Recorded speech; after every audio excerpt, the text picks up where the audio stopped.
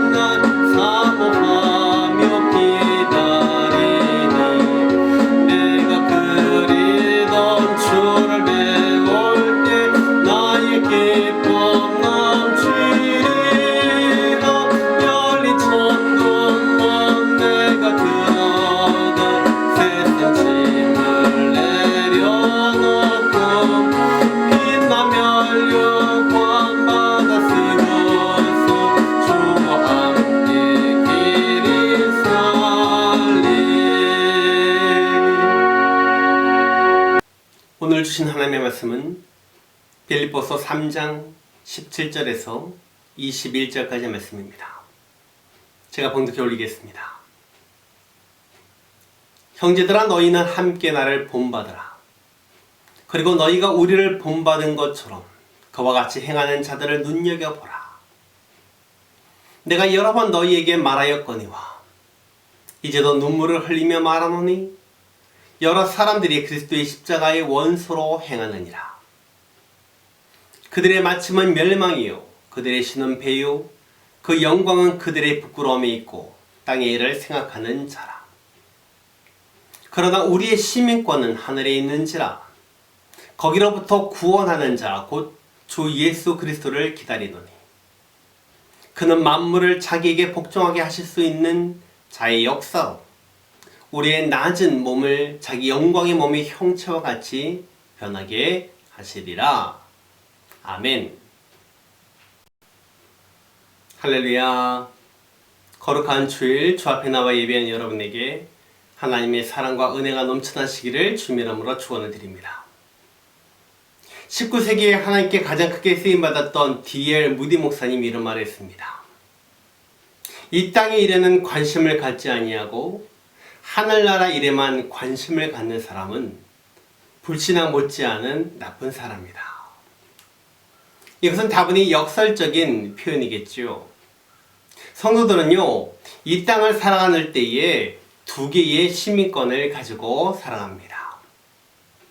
이 두 개의 시민권 가운데에 세상적으로 치우치던 또한 신앙적으로 치우치던 어느 한쪽으로 치우쳐서 살면 그것은 불신앙 못지않은 나쁜 일이라는 겁니다. 성도는요, 이 두 가지를 다 겸비하면서 잘 조율하며 살아가야 하는 것입니다.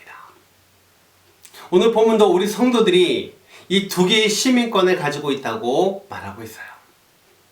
그런데 두 개의 시민권이라면 두 개의 국적을 가지고 있다는 거고, 그 사람은 두 나라의 법을 따라 살아야 한다는 거잖아요.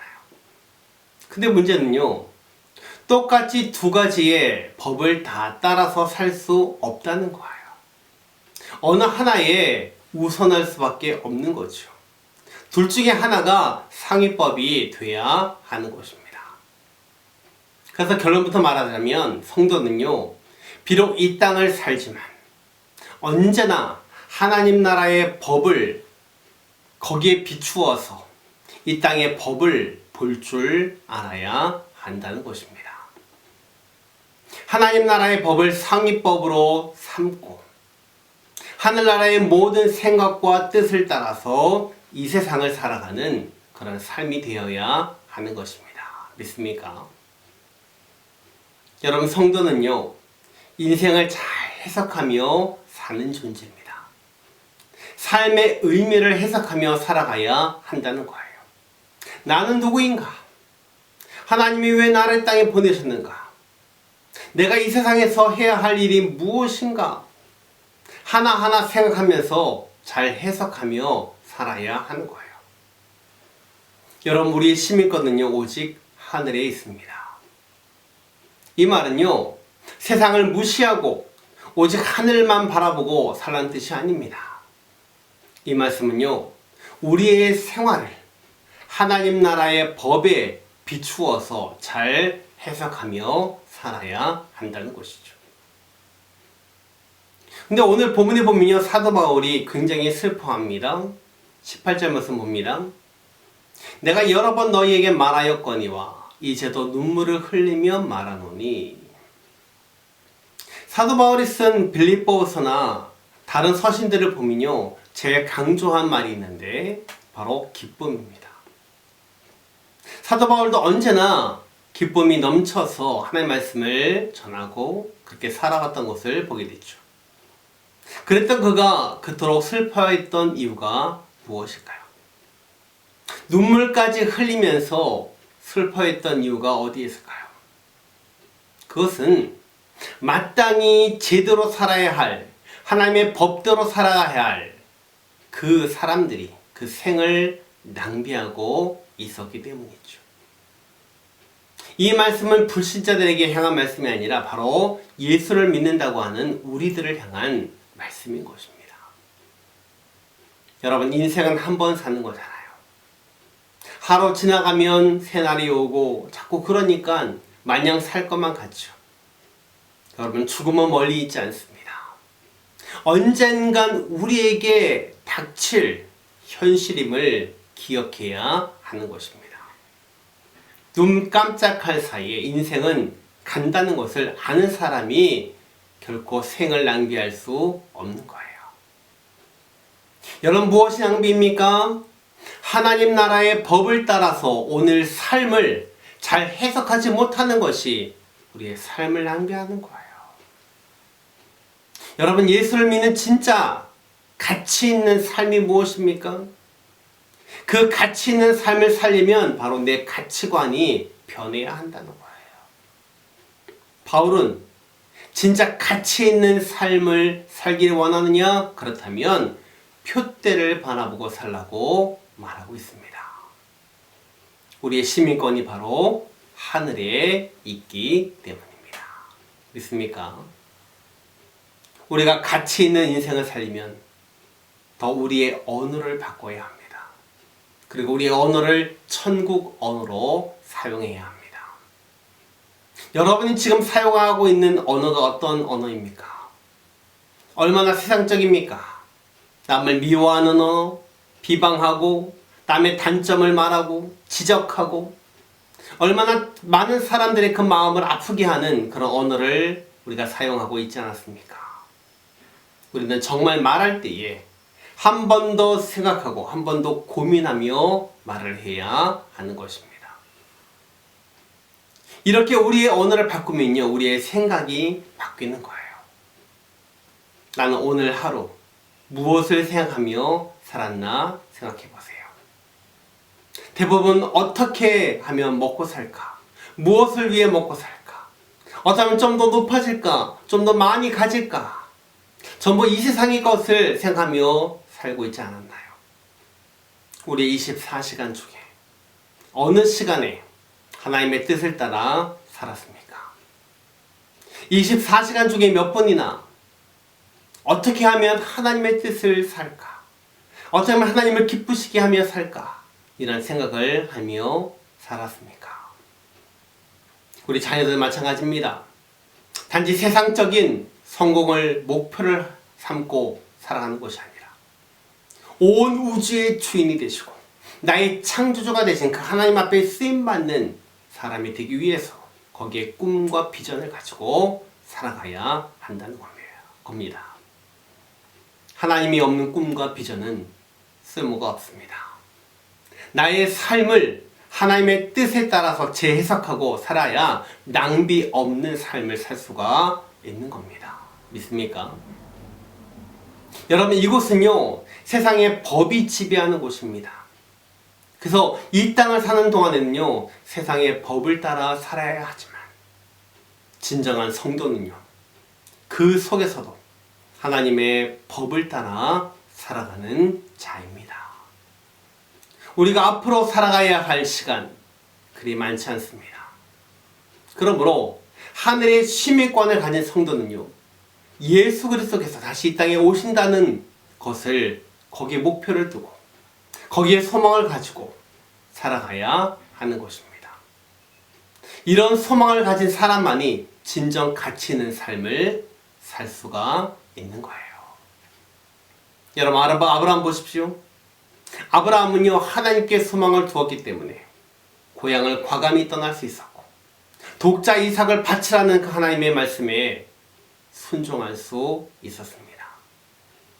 모세 역시 하늘의 상급을 알았기 때문에 이 땅의 최고의 부와 명예인 애굽 왕자를 과감하게 버리고 이스라엘을 출애굽시키는 그 고난의 여정에 동참하고 감당하였던 것입니다. 우리 예수님도 하나님 나라의 그 기쁨을 아셨기 때문에 하늘의 보좌를 버리시고 인간의 몸으로 낮아져서 십자가에 죽기까지 순종하시는 그 본을 보여주셨던 것입니다. 믿습니까? 말씀을 드립니다. 여러분은 지금 무엇을 바라보고 살고 계십니까? 나 자신, 내 가족을 둘러싼 모든 것들을 하나님 나라의 그 차원에서 다시 바라보고 재해석하며 정말 가치 있는 삶을 살아가야 하지 않겠습니까? 나의 삶의 모든 것을 하늘의 시민권자로 잘 해석하며 축복된 삶을 살아가는 모든 성도님들이 다 되시기를 주님 이름으로 축원을 드립니다. 기도하겠습니다.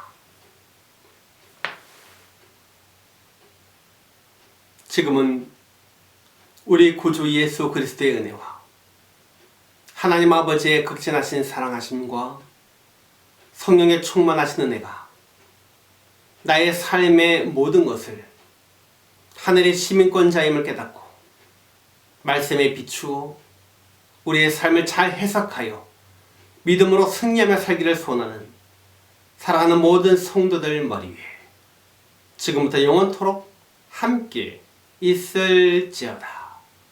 아멘.